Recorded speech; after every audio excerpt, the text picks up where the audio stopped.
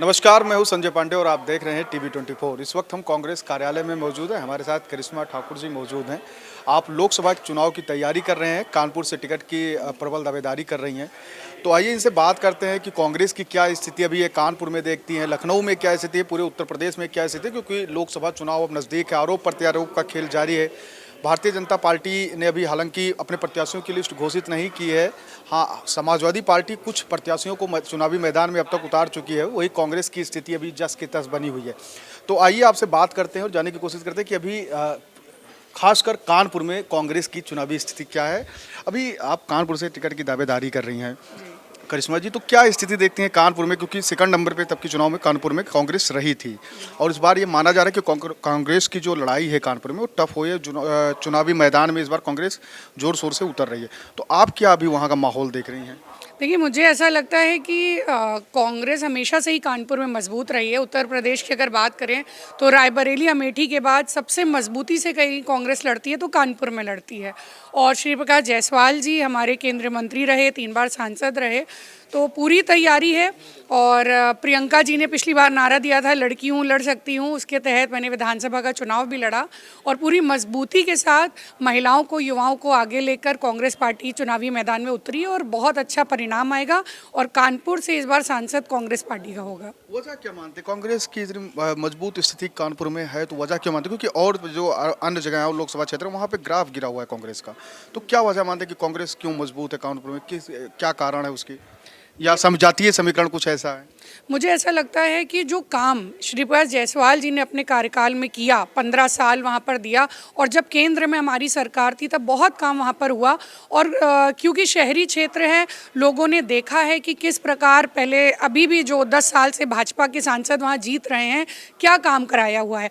आज भाजपा मजबूर है कि उत्तर प्रदेश में 80 लोकसभाओं पर उन्हें ज़्यादातर लोगों का टिकट काटना पड़ रहा है। क्या मजबूरी है उनकी? उनके सांसदों ने काम नहीं किया, वो लोगों के बीच में नहीं गए, जनता के बीच में नहीं गए, कोई विकास कार्य नहीं हुआ, कोई स्मार्ट सिटी नहीं बनाया गया। तो मुझे लगता है कि सभी लोग भाजपा के सांसदों से त्रस्त हैं। भारतीय जनता पार्टी खुद अपने जो करंट सिटिंग इनके सांसद थे उनसे परेशान है, इसलिए इनके टिकट काटे जा रहे हैं। तो अखिलेश यादव ने बयान दिया था कि एक आध को छोड़ के और भारतीय जनता पार्टी सभी सांसदों की टिकट काट रही है।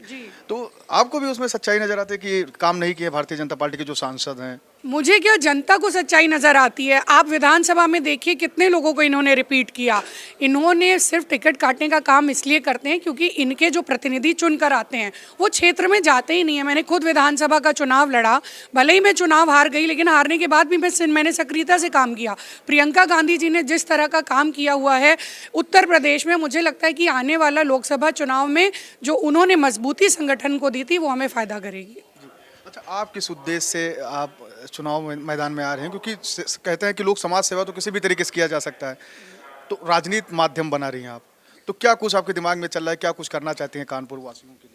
देखिए, मुझे ऐसा लगता है कि महिला होने के नाते बहुत ज़रूरी है कि अच्छी महिलाएं राजनीति में उतरें और सक्षम बने, क्योंकि जैसा कि हम देख रहे हैं महिलाओं पे जितना उत्पीड़न भारतीय जनता पार्टी की सरकार में हो रहा है कभी भी नहीं हुआ। आज बीएचयू में हम सब ने देखा कि भाजपा के नेता बंदूक रख के गन पॉइंट पे एक छात्रा के साथ बलात्कार करते हैं और योगी जी, मोदी जी का उस पर कोई बयान नहीं आता है। गिरफ्तारी होती है तो 1-1.5 महीने बाद जब वो मुद्दा बड़ा होता है। कठुआ में एक बच्ची के साथ बलात्कार होता है, वहाँ पर भी लोग मौन रहते हैं। किस तरह महिलाएं आज महंगाई से त्रस्त हैं, गैस सिलेंडर के दाम बढ़ते जा रहे हैं, कोई शिक्षा नहीं, नए स्कूल नहीं, बालिका विद्यालय नहीं। मुझे ऐसा लगता है कि महिलाओं को राजनीति में आना बहुत ज़रूरी है, क्योंकि जब हम लोग पार्लियामेंट या विधानसभा में पहुँचेंगे तभी महिलाओं को सशक्त करने के लिए कानून बना पाएंगे।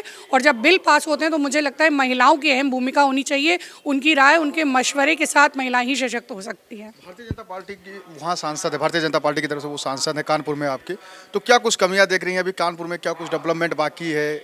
और अगर आप वहाँ से टिकट पाते हैं और अगर जनता आपका चुनाव करती है, आपको अपना मत देती है, विश्वास जताती है आपके ऊपर, तो क्या कुछ ऐसा काम है कि जो आपकी प्राथमिकता होगी कि ये हम कराएंगे ही कराएंगे कानपुर वासियों के लिए? देखिए, मैं लगातार 4 सालों से, जब से मैंने विधानसभा का चुनाव लड़ा, मैं ये कहती आई हूँ कि कानपुर प्रदूषण के मामले में विश्व में प्रथम स्थान पर आता जा रहा है।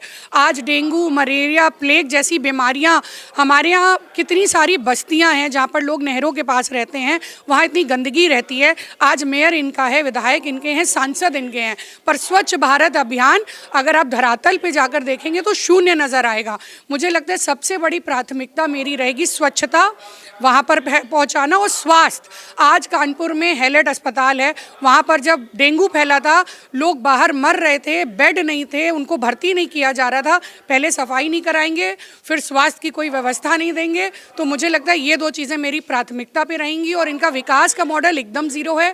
कानपुर में आज इन्होंने बात की थी गड्ढा मुक्त कानपुर बनाने की, लेकिन गड्ढा युक्त कानपुर बन चुका है। आए दिन बैटरी रिक्शा पलटते हैं, जो स्कूली बच्चे स्कूल जाते हैं उनको चोट लगती है।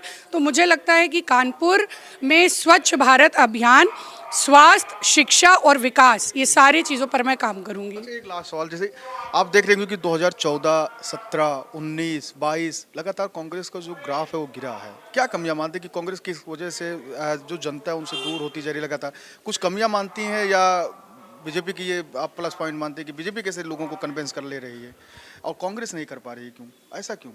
देखिए, अभी जितने भी विधानसभा चुनाव हुए कांग्रेस को उसमें 11 करोड़ 90 लाख वोट मिला और भाजपा को 11 करोड़ 80 लाख वोट मिला। तेलंगाना को जिसमें हम लोग जोड़ देते हैं, कांग्रेस लोगों से दूर नहीं जा रही है।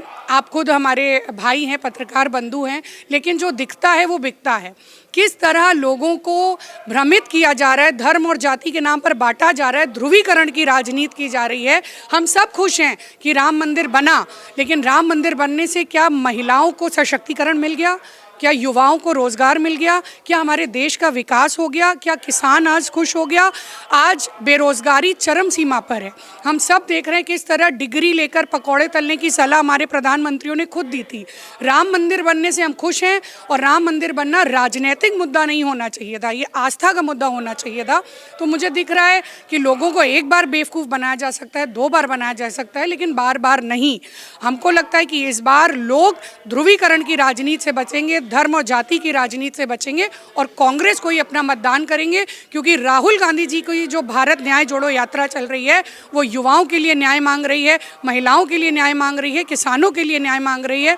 तो मुझे लगता है जनता परिवर्तन करेगी और राहुल गांधी प्रधान। यूपी में कितना असरदार साबित होने, कितना प्रभाव पड़ेगा भारत जोड़ो न्याय यात्रा का? बहुत ज़्यादा प्रभाव पड़ेगा। बहुत ही जल्द राहुल गांधी जी चंदौली बनारस से अपनी यात्रा शुरू करने वाले हैं और मुझे लगता है कि पूरे उत्तर प्रदेश का छोटे से बड़ा कार्यकर्ता नेता उनका समर्थन करने के लिए चंदौली पहुंचेंगे और पूरे 11 दिन की यात्रा, इतनी लंबी यात्रा किसी और प्रदेश में हुई ही नहीं जितनी लंबी यात्रा राहुल गांधी जी उत्तर प्रदेश में करने वाले हैं। 11 जिलों में जाने वाले हैं। तो मुझे लगता है बहुत आक्रामक तरीके से कांग्रेस पार्टी चुनावी मैदान में उतरी है और हम सब राहुल गांधी जी को 2024 में प्रधानमंत्री बनाकर ही दम लेंगे। कल वित्त मंत्री सुरेश खन्ना ने बजट पेश किया 7.36 लाख करोड़ रुपए का और कहा कि ये आर्थिक, सामाजिक, महिला, युवा, किसान सब के लिए विकास और प्रदेश को नई दिशा और दशा प्रदान करेगा। आपको क्या लगता है, क्या उस बजट में क्या कुछ ऐसा खास बातें रही? क्या हर बार बजट पेश होता है? क्या उन बजटों में लोगों की स्थितियाँ सुधरी? क्या इस बजट से सुधरने वाला है? क्या कुछ लगता है बजट को लेकर? देखिए, सिर्फ ढकोसलेबाजी करते हैं। आज मध्यम वर्गीय लोग परेशान हैं। ये बताएं ना कि कितने मध्यम वर्गीय रोजगार इन्होंने दिए हैं। जो छोटे लोग हैं, जो स्मॉल बिजनेस करते हैं, दुकान चलाते हैं, रेडी पटरी वाले आज परेशान हैं। जब देखो तब इनका बुलडोजर आता है, रेडी पटरी वालों को हटा दिया जाता है। उन्नाव की हमने घटना देखी कि फुटपाथ पे किस तरह एक परिवार, गरीब परिवार टमाटर और फल इत्यादि बेच रहा था और भाजपा के लोग वो हटा रहे थे। नई चीज़ें कुछ भी नहीं है इस बजट में। बजट बनाते हैं सिर्फ अंबानी और अदानी जी के लिए, कैसे उनको फ़ायदा मिले, कैसे उनका प्रॉफिट बढ़े। बाकी सब लोग त्रस्त हैं, इनके बजट में कोई दम नहीं। तो ये थी करिश्मा ठाकुर जी ने, जिन्होंने बेबाकी से अपनी राय रखी और कहा कानपुर की स्थिति के अभी बिल्कुल सही नहीं है। वहाँ पे गड्ढा मुक्त होने की सरकार दावे करती रही, लेकिन अभी भी गड्ढा मुक्त नहीं हुआ है कानपुर। दूसरी चीज़ ये है कि लोकसभा चुनाव नज़दीक है तो सभी पार्टियाँ आएंगी, बड़े बड़े वायदे करेंगी और बड़ी बड़ी बातें करेंगी, लेकिन जनता को इस बात का विश्वास रखना और यकीन दिलाना है कि नहीं, आपके लिए ये सारी चीज़ें नहीं है। आप उन लोगों का चुनाव करिए जो आपके विकास में सहयोग करें। कैमरा पर्सन हरीश तिवारी के साथ में संजय पांडे, TV 24 लखनऊ।